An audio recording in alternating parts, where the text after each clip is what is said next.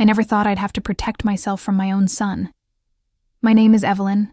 I'm 72 years old, and I've lived in the same little house in Spokane, Washington, for over 40 years.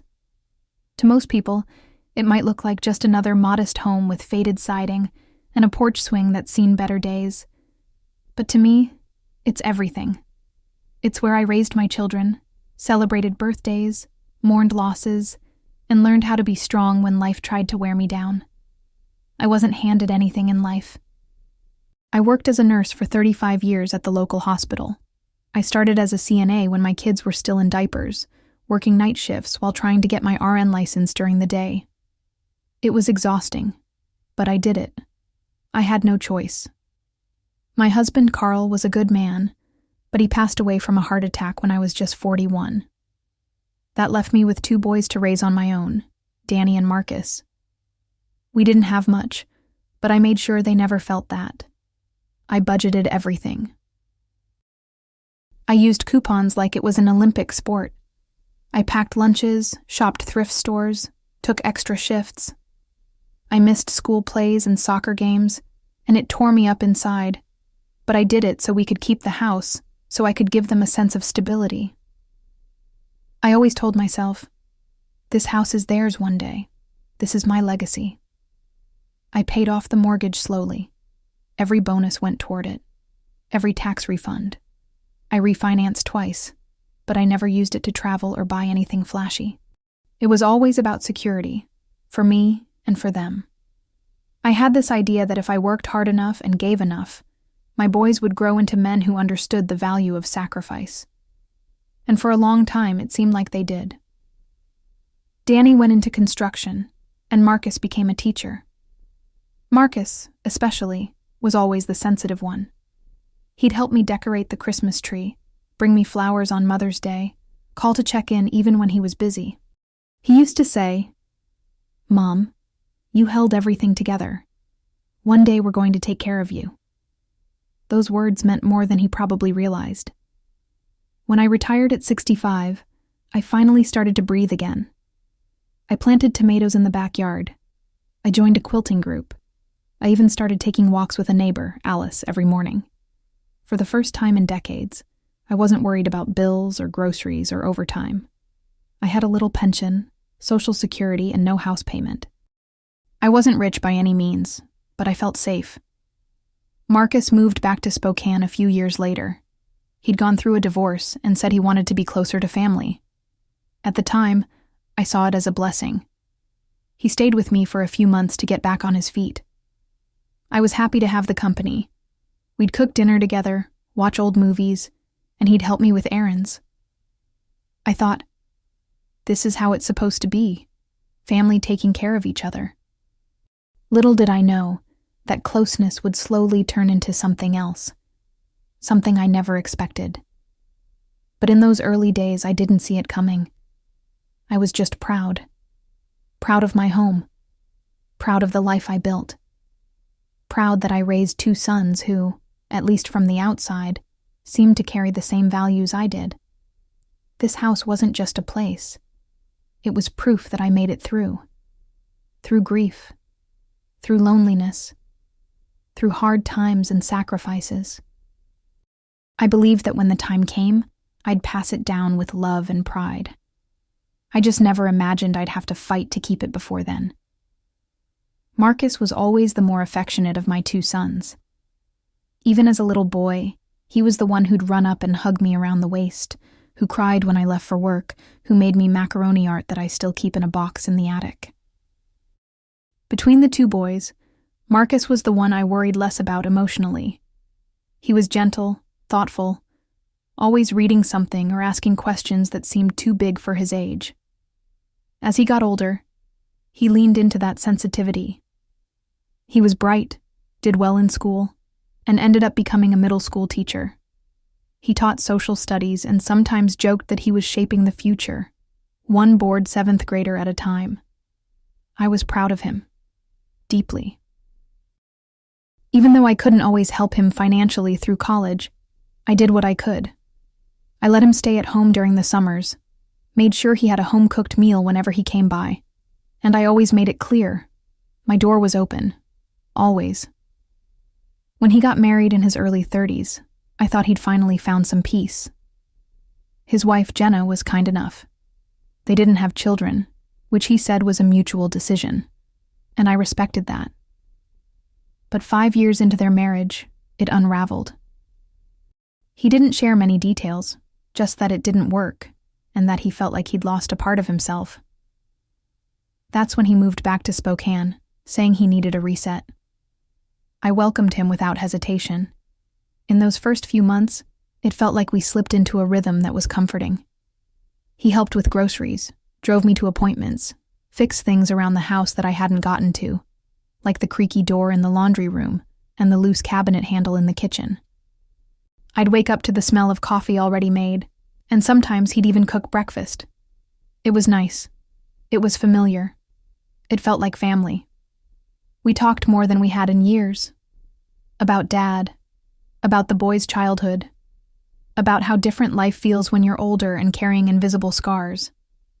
He asked me once if I ever felt like I gave too much, and I told him the truth. I did, but I never regretted it. We had a lot of those kinds of conversations. Honest, raw. He'd sit at the kitchen table while I folded laundry or chopped vegetables, and it felt like we were two people who had seen too much life to pretend anymore. And in those moments, I saw my son again. The boy who used to ask me if I was tired after a night shift. The teenager who brought me a cup of tea when I had the flu. The man who helped me carry groceries and made sure my porch light was working before winter hit. I think that's what made everything so hard to process later. Because in that season of closeness, I let my guard down. Completely. I shared with him things I hadn't told anyone. How I worried about getting older. How I was scared of being a burden someday.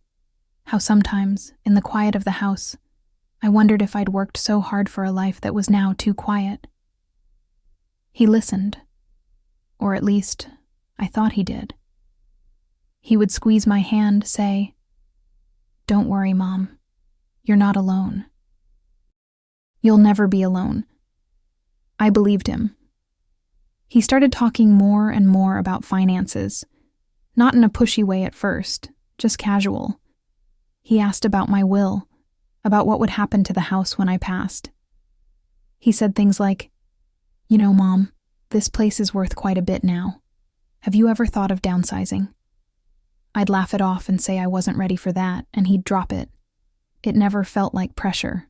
Yet. We had a good thing going, I thought. He had his space in the guest room. I had mine. We had dinner together most nights. He even started working part-time again at a local tutoring center. He seemed settled. I didn't ask too many questions about money. I figured the divorce had drained him, and he was just trying to get back on his feet. I didn't mind helping out with groceries or bills here and there. After all, he was my son, and he was there for me. I remember thinking, more than once, that maybe it wasn't such a bad thing, him living with me. Maybe this was just the next season of life. Two people who had seen heartache and change, helping each other out. It felt honest. It felt mutual. That's the part that still stings the most. I truly thought we were helping each other. He used to say, "You gave me everything, Mom. One day I'll return the favor." I held on to those words. I let them guide my trust. Because what mother wouldn't? We had Sunday dinners together. We went to the farmer's market on weekends. He'd bring me tea at night and sit with me while I watched the news. There was laughter too. Real moments of connection. I let myself believe that maybe this chapter, with all its unexpected twists, was still a good one. But what I didn't see, what I didn't want to see, was how my openness, my trust, and maybe even my loneliness became something else entirely in his eyes. I was a mother. I saw my son. I saw the good. But I missed the signs. And those signs, they were there, quietly waiting, just under the surface. Looking back, I can see it all so clearly. At the time, though, it felt like nothing. Just little things. Small moments I brushed off as stress, or temporary frustration, or just Marcus trying to adjust to being back under someone else's roof. It started with questions, not unusual ones at first. How much do you pay in property taxes again? Or, when's the last time you had the house appraised? I figured he was just being curious, maybe even protective. After all, it had been a long time since I'd looked at those things myself. So I answered. I trusted him. Then the conversations began to shift. He started bringing up housing prices in the area more and more. Did you know this house could go for over $400,000 now? He'd say while scrolling through listings on his phone. I mean, think about it, Mom. You could take that money, move into a nice little condo, and never worry about maintenance again. At first, I laughed it off. I'm not going anywhere, I told him. This house is my home. He didn't push, not directly, but the next week he brought it up again, and again the week after that. One night over dinner, he said, "You know, if something ever happened to you, this place would probably end up sitting empty for months while we figured out what to do with it. That's a waste, don't you think?" That made me pause. It wasn't like Marcus to talk like that. I chalked it up to the stress of his divorce. Maybe he was just thinking out loud, trying to make sense of his future. But something about the way he said it, it lingered with me. And then there were the calls. I'd hear him talking on the phone in the guest room, quiet but firm, with the door closed. I never eavesdropped, but I'd catch snippets when I walked by. Words like property, closing costs, percentage. I told myself he was just helping someone else, maybe a friend trying to sell a house. But deep down, something started to feel off. One afternoon, I went to grab a snack from the kitchen and saw him quickly close a tab on my computer. He'd been using it to apply for jobs, so I didn't think much of it. But when I opened it later, the browser history was full of real estate searches, legal advice pages, and even a couple of websites about how to sell inherited property. Still, I didn't say anything. I didn't want to accuse him of anything without being sure. And besides, this was Marcus, my son, the boy I'd held during thunderstorms, the man who once called me his hero. Then came the mail. I started noticing letters addressed to him from real estate agents. One envelope was particularly thick. I asked him about it, and he shrugged, said someone must have signed him up for a mailing list. "You know how it is," he said. "Once you look up something online, they won't stop sending stuff." That seemed reasonable, until I found a printed property valuation report in the recycling bin, with my address on it. I picked it up, stared at it for a long time. It was detailed, too detailed for just a curious son. But again, I told myself there had to be an explanation. Maybe he was just preparing for the future. Maybe he thought he was helping. I tried to bring it up gently one evening. I said, "You know, I saw something about the house in the trash. You've really been thinking about this a lot, huh?" He got quiet. "I just want what's best for you, Mom. You shouldn't have to worry about all the work this place needs."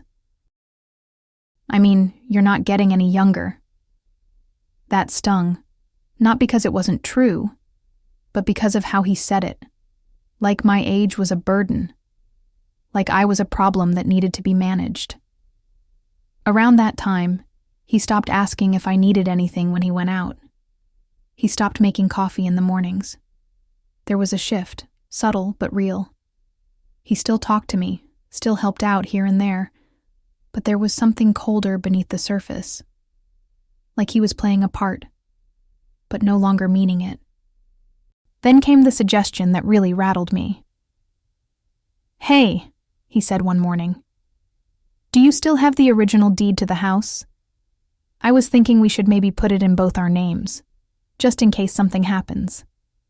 It'll make things smoother later." I stared at him. I didn't say yes or no. I just said I'd think about it. And I did. I thought about it all night. I didn't sleep. That was the moment I stopped brushing things off. That was when the whispers in my mind turned into alarms. Still, I didn't confront him. I was afraid of what I might find out. Afraid of damaging our relationship. Afraid that maybe I was wrong. And this was all just worry spinning out of control in my head. But deep down, I knew something wasn't right. He had started to look at the house like it wasn't mine anymore. It happened on a Tuesday morning, one of those mornings that start out quiet, with sunlight coming through the curtains and the smell of coffee drifting through the kitchen. I was in the garden, trimming the rose bushes, when my phone rang. The number was unfamiliar. I almost didn't answer, but something told me to pick up. "Hello, is this Mrs. Evelyn Parker?" "Yes, speaking." "Hi, this is Linda Marsh from Inland Properties. I'm just calling to confirm the final walkthrough scheduled for next Friday at 10 a.m. I stood there, pruning shears in one hand, phone in the other, confused. Walkthrough for what? For the sale of the home on 1388 Oak Ridge Avenue. That's your address, correct? I felt a strange chill move through my body. "I'm sorry, there must be a mistake. That's my house. I haven't listed it for sale." There was a pause on the other end of the line. "Oh, I see. I was told this was a family transaction. The seller said he had your approval. Marcus Parker?" My knees buckled slightly. I grabbed onto the porch railing for balance. "He's my son," I said, my voice low and steady, though my heart was thudding so loud I could barely hear myself. "I'm so sorry, ma'am. I assumed everything was in order. He's already signed the preliminary documents. We've had multiple viewings. The buyers are expecting to close next week." I don't remember what I said next, just that I ended the call quickly and went inside, hands shaking. I stood in my kitchen, staring at the walls, the stove, the sink, everything that had been mine for decades, and I felt like I was in someone else's house, like the ground beneath me had shifted without warning. I sat down at the kitchen table, trying to breathe, trying to make sense of what I'd just heard. I opened my laptop, pulled up the browser, and typed in 1388 Oak Ridge, Spokane for sale. There it was, my home, on 3 different real estate websites. Full photos of my living room, my bedroom, my garden. The listing even described the charming home with mature landscaping and lots of potential for renovation. My privacy, my sanctuary, laid out for strangers to judge. I clicked through the photos, each one feeling like a betrayal. He'd taken them when I wasn't home, or maybe even while I was sleeping. There was one of my bedroom, my bedspread slightly wrinkled. I felt sick. I couldn't believe it. I didn't want to believe it. But there it was, proof in full color. Marcus had tried to sell my house, and he was planning to do it behind my back. I sat there for nearly an hour, numb. A part of me wanted to call him right away, but I knew if I did, I wouldn't be able to control what came out of my mouth. So instead, I printed every page. The listings, the screenshots, the agent information. I put them in a folder and waited. When he got home that evening, he walked in like nothing was wrong. Tossed his keys on the counter. Said, "Hey, you want Chinese tonight?" I didn't answer. He looked at me, eyebrows raised. "Everything okay?" I walked to the kitchen table, opened the folder, and laid the papers out in front of him one by one. I didn't say a word. At first, he looked confused. Then he glanced down at the property listing and froze. His mouth opened slightly, like he wanted to say something, but nothing came out. I looked him dead in the eye. "What is this, Marcus?" He didn't answer. "You tried to sell my house?" "Mom, He started, but I cut him off. "You lied to me, in my own home. You listed it without my knowledge. You took pictures of my bedroom, my things, without even asking me." He held up his hands. Okay. I didn't mean to hurt you. I was going to tell you. I thought maybe once it was all set, you'd see it was the right thing. The right thing? For who? I was shaking now. You were going to sell it, and then what? Tell me after the fact? Pack my things and put me in an apartment somewhere like I'm furniture you don't know what to do with? His face flushed. That's not fair. No. What's not fair is being treated like I don't matter. Like this house isn't mine. Like I don't have a say. There was silence. Long, heavy silence. Then he said something that shattered me. You're not going to live here forever, Mom. I was just trying to get ahead of it. Like my life was a business deal. I walked away from him that night, went into my room, locked the door, and cried harder than I had in years. Not just because of the betrayal, but because I didn't recognize him anymore. My son, my sweet, thoughtful Marcus, had looked at the house I built with my hands, the home I fought to keep after losing my husband, and saw nothing but a transaction. And that broke me in a way I didn't know was possible. The next morning, the silence in the house was unbearable. I didn't sleep much that night, and neither did Marcus. I could hear him pacing in the guest room, opening drawers, muttering under his breath. By the time the sun rose, I had made up my mind. I wasn't going to let this be swept under the rug. I brewed my coffee, sat at the kitchen table, and waited. When he came out, his eyes were red, and for a moment I thought he might say he was sorry. But instead, he sat across from me with that same guarded look he wore the night before. Mom, he said quietly, we need to talk. I nodded. Yes, we do. He rubbed his hands together like he was trying to warm them, even though it wasn't cold. I didn't mean for it to happen this way. I thought I could make things better, for both of us. I stared at him. Better? You tried to sell my house behind my back. Do you even hear how that sounds? He leaned forward. You're living alone in a 4-bedroom house. You're getting older. You've got stairs you barely use, a yard that's too big for you to maintain, and you still shovel your own driveway in the winter. I was trying to give you an easier life. An easier life? I repeated. By lying to me. By making decisions about my future without asking me. He sighed, looking frustrated now. I've been helping you, haven't I? Driving you to appointments, picking up groceries. I cut him off. That's what family does. You think that earns you the right to take everything I've worked for? His eyes flashed. I didn't take anything. The deal wasn't done. Because you got caught. That shut him up. I got up and grabbed the folder from the kitchen counter, the one with all the printed pages, the listings, the real estate agent's contact, the photos. I dropped it in front of him. You thought I wouldn't find out? I asked. You thought I'd just go along with whatever plan you made for me? I was desperate, okay? He finally said, voice rising. After the divorce, I was drowning. Debt, bills, everything. I didn't know what else to do. I sat back down, my anger shifting into something heavier. Why didn't you just tell me the truth? He looked away.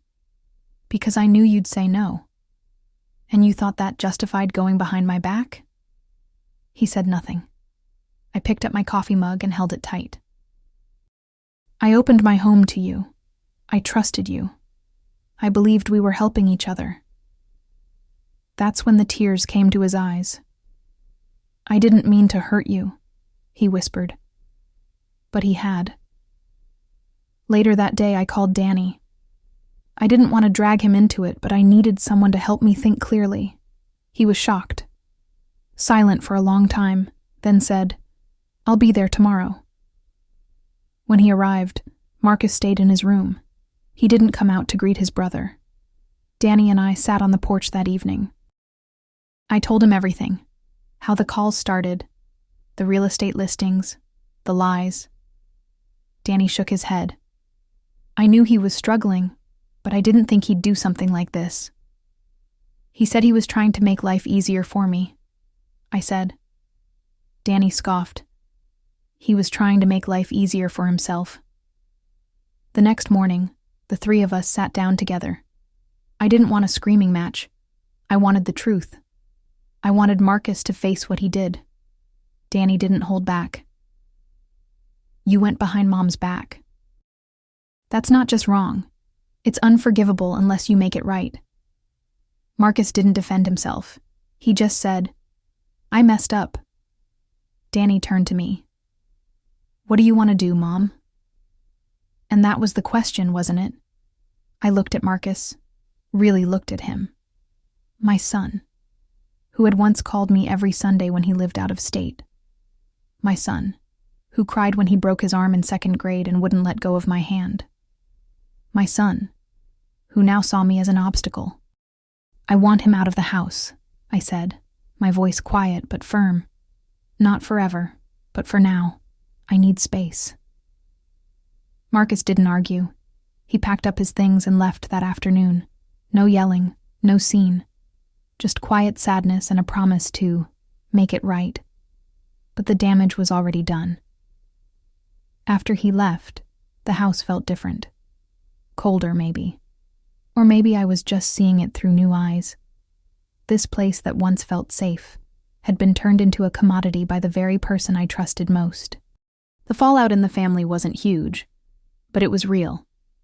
Danny was protective of me, and his wife started calling more often just to check in. My niece from Oregon, when she heard about it, sent me a long email saying how sorry she was and how she hoped Marcus could find his way back. As for Marcus, he called once, a week later. Said he was sorry. Said he understood why I was hurt. But he didn't ask to come back. And I didn't offer. We were both just trying to figure out where we stood. Because when trust breaks in a family, it doesn't just shatter, it splinters. And those splinters can linger long after the loud part is over. The days after Marcus left were some of the quietest I've ever lived through. The house didn't just feel empty, it felt wounded. Like the walls themselves had heard too much and were holding their breath, waiting for everything to return to normal. But it didn't. I thought I would feel relief once he was gone, that I'd find peace again. Instead, I felt heavy, like I was grieving something I couldn't name. Not just the betrayal, though that hurt deeper than I can say, but the loss of an idea. The idea that the bond between a mother and her child was unbreakable. It's a strange thing to be betrayed by your own son. There's a part of you that wants to protect him, even while you're still nursing the bruise he left behind. I caught myself, more than once, wondering if I had overreacted, if I should have seen his desperation sooner, if I should have done more to help. But then I'd walk past the dining room table where he had once sat and planned a sale of the home I built with my own hands, and I'd remember. No, this wasn't a misunderstanding. This was a decision. A deliberate, selfish one. There were nights I lay in bed, staring at the ceiling, running through every moment we had in those few months he lived with me. The dinners, the laughs, the quiet comfort of watching TV side by side. I wondered if any of it had been real for him, or if he was just waiting for the right time to make his move. That's what broke my heart the most, not knowing which version of Marcus was real. I started second-guessing everything, every decision I'd made as a mother. Did I spoil him too much? Did I not teach him enough about respect? About gratitude? Did he see me as weak? Or as someone easy to manipulate because I loved him too deeply? The guilt crept in slowly. I remembered the sacrifices I made when he was growing up. The night shifts, the holidays spent at the hospital, the shoes I didn't buy for myself so he could go to school with new ones. I thought those things built a foundation. I thought they meant something. But in the end, they didn't protect me. and that realization made me feel lonelier than I've ever felt. I didn't tell many people what happened. Not the full story. How do you explain to your friends at church or the ladies at the quilting group that your grown son tried to sell your house without telling you? That he betrayed not just your trust, but your sense of safety? Most people wouldn't understand. They'd either pity me or judge me. And I didn't want either. So I carried it mostly on my own. I went back to my routines, watering the plants, sweeping the porch, taking morning walks with Alice. But something inside me had changed. I was more guarded, more aware of how fragile everything really is. I stopped answering every call from Marcus. I let some go to voicemail. I wasn't trying to be cruel. I just didn't have the energy to pretend things were okay. Danny came by more often. He didn't say much about what happened, just helped with little things, changing the air filters, taking me out to lunch.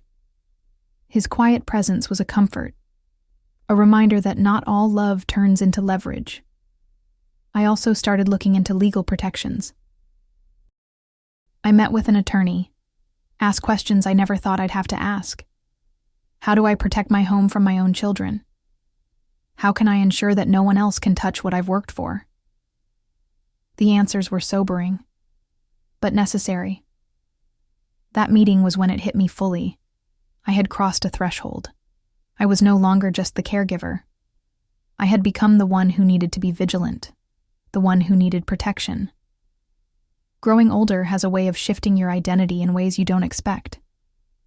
You spend your whole life building, giving, sacrificing. And then, if you're not careful, you wake up and realize someone is waiting to take it all from you. That realization changed me, not into someone bitter, but into someone awake. I still love my son. I always will. But something in me had to close off to survive this. A door that once stood open between us now stays half shut. And that's not something I ever wanted. But it's what this moment required. It's been almost a year since it happened. Marcus and I speak now, but not like we used to. The calls are polite, careful, surface level. We talk about the weather, about the news, about small things that won't stir up what's underneath. Every now and then, he'll ask how I'm feeling or if I need anything, but the tone is different, strained, like he knows he lost the right to be close and is still trying to find the door back in. We haven't talked about the house since that day I confronted him. I think we're both afraid of what will come up if we do. There are moments when I see glimpses of the old Marcus. He'll send me a photo from a hike or a funny video he thinks I'd enjoy. One time he dropped off a bag of groceries at my door when I wasn't home, and he left a little note that said, "Just thinking of you." I kept that note. It reminded me that love doesn't always disappear. Sometimes it hides behind pain, waiting for a safe moment to show itself again. But trust, that's a different story. Trust doesn't come back with flowers or phone calls. It comes back with time, with consistency, with the slow rebuilding of what was broken. And Marcus, well, he hasn't built much yet. He's apologized, yes, multiple times. But there's a part of me that still doesn't believe he fully understands what he did. Not just the act itself, but what it took from me. He didn't just try to sell a house. He shook the foundation of what I thought our family stood on. Still, I don't hate him. I can't. That's not the way a mother's heart works. I want him to be okay. I want him to heal from whatever made him think that betrayal was his only option. I want him to find peace. Real peace. Not the kind that comes from quick money or escape. And if I'm honest, I also want him to come back to me. Not physically, emotionally. I want the version of my son who used to call me just to talk, who asked for my advice, who believed that what I had to say mattered. Danny is still close. He checks in weekly, and when we talk, there's a comfort in it. He doesn't push me to forgive faster than I'm ready. He just shows up, which is what I've come to realize means more than words ever could. The rest of the family knows the story now, not because I told everyone, but because word travels. Some were surprised, some weren't. A few have kept their distance from Marcus, and I don't tell them what to do. Everyone has to make their own choices about trust.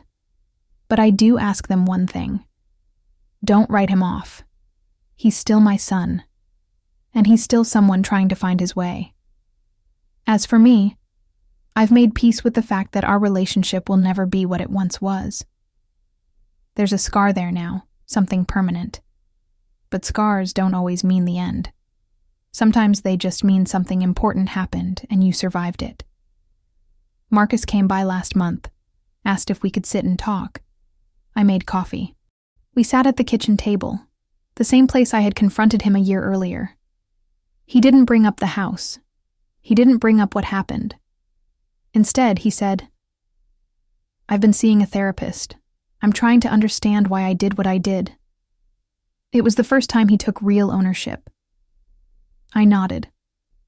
I didn't say much, but I was listening. At the end of the visit, he hugged me. A real hug, not just the quick one-arm kind. And before he left, he said, "I'm sorry, Mom. I don't expect you to trust me again. But I hope one day, maybe you can." That was the first time I cried in front of him since everything happened. Because in that moment, I saw the boy who used to bring me flowers from the yard, not the man who broke my heart. We're not healed, but we're trying. And sometimes trying is all you can ask for. Some nights, when the house is quiet and the only sound is the ticking of the clock in the hallway, I lie awake and try to understand how we got here. Not just the moment Marcus tried to sell the house, but everything that led up to it, everything I might have missed or misunderstood. It's a strange kind of pain to question your own parenting. I always believed I did the best I could. I gave my boys everything I had: time, care, food, love. I sacrificed for them, over and over again, and I never asked for much in return. I just wanted them to grow up kind, to grow up knowing the value of work and of family. I used to tell myself that I raised them right, that even if we didn't have much, we had each other. That love would carry us through anything. But love, I've learned, isn't always enough to stop people from making desperate choices. Was it my fault for not asking more questions when Marcus moved back in? For not drawing firmer boundaries? I thought letting him stay with me was an act of kindness, a way to help him through a hard time. I didn't see it as giving up control or opening the door to manipulation. And maybe that's where I went wrong.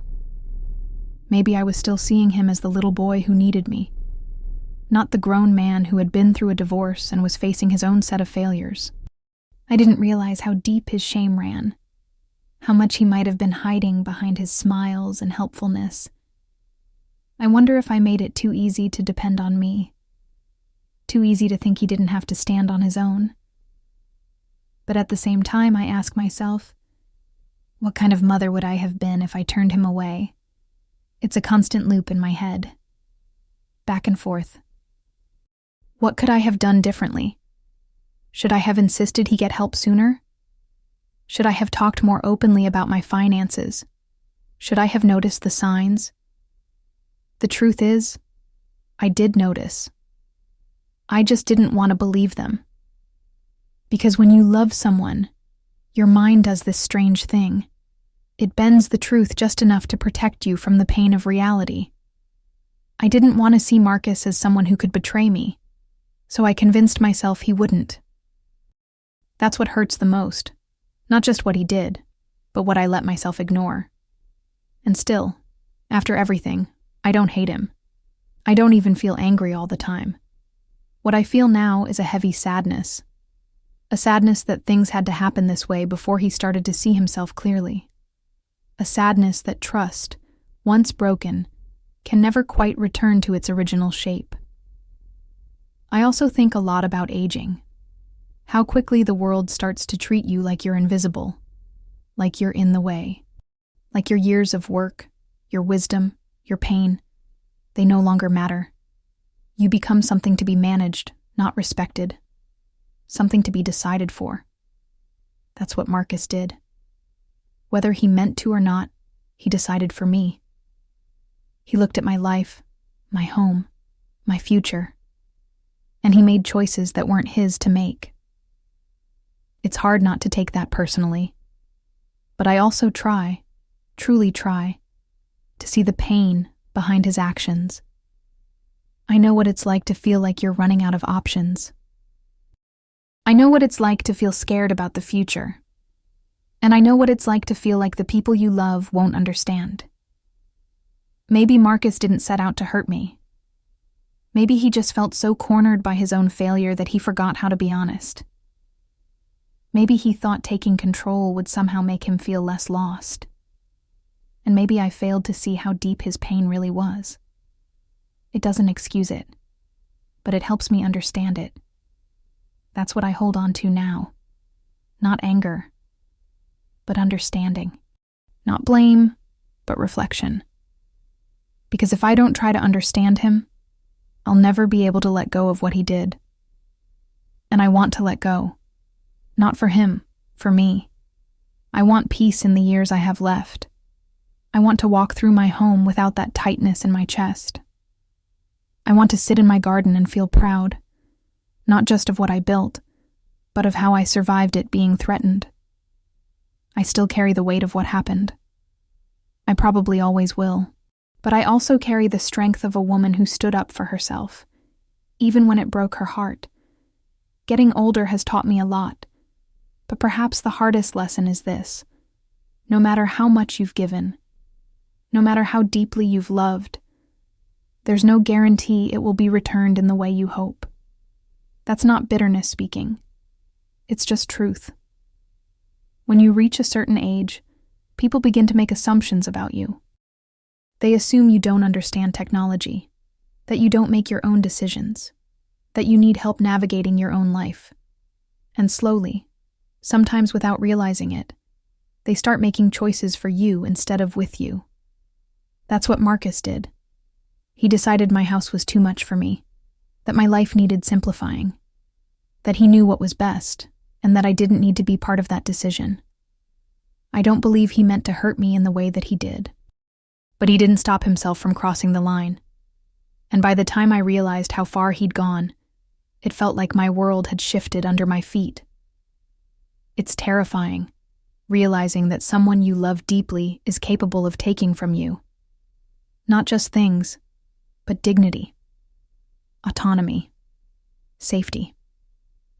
When you're young, you're taught to protect your children. But no one teaches you how to protect yourself from your children.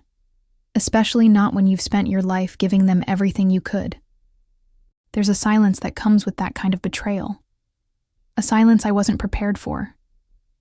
I stopped answering the phone for a few days after it all came out. Not because I was angry. I was. But that wasn't the reason. I didn't answer because I didn't know how to say the words that were building up inside me. I don't feel safe with you anymore. Imagine saying that to your own child. It's a kind of heartbreak that doesn't announce itself. It just settles in, like dust in the corners of a room. But even in that silence, I started to understand something else. Something important. I'm not helpless. I'm not weak. I'm not someone who needs to be managed. I am a woman who worked 40 years to pay off her home. I am someone who raised 2 sons alone, without asking for a handout. I am someone who still stands on her own 2 feet, even when they ache, even when they tremble. And no one, not even family, gets to take that away from me. That's the real lesson. I used to be afraid of growing old, afraid of what it meant, afraid of being alone, of being forgotten. But now, I see it differently. Aging isn't a decline. It's a revealing. It peels back the noise and shows you what really matters. Who really shows up. Who really sees you. And in that way, This experience gave me something too. It gave me clarity. It made me ask hard questions. Who am I now that my children are grown? What do I deserve now that I've spent so long giving to others? What do I want the rest of my years to look like? The answers surprised me. I want peace. I want boundaries. I want laughter and quiet mornings and people around me who love me for who I am. Not what I have. Not what I can offer. But me. Just me. And I know now that I have the right to ask for that. I still talk to Marcus. And maybe one day, when trust has had time to regrow, we'll sit in this house together and laugh like we used to. I hope so. But I'm not rushing it. Trust doesn't return on a schedule. It returns in slow, deliberate steps. In the meantime, I'm protecting what I've built. I've met with lawyers, set up legal protections, and made sure my wishes are in writing. Not because I don't love my family, but because I do.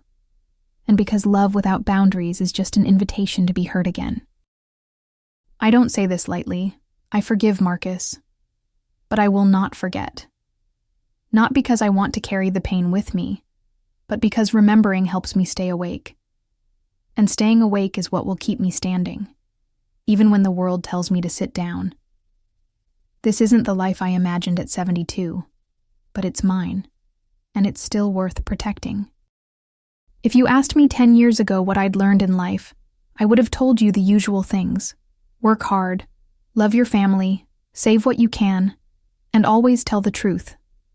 But now, after what happened with Marcus, those lessons feel incomplete.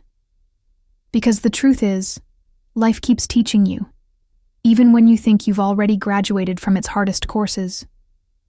The biggest lesson I've learned, maybe the most painful one, is that love alone doesn't guarantee respect. I always believed that if I gave enough, forgave enough, sacrificed enough, it would be enough.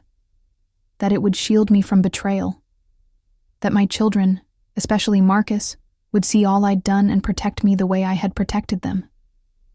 But I learned the hard way that even the people we love the most can make decisions rooted in fear, desperation, or entitlement.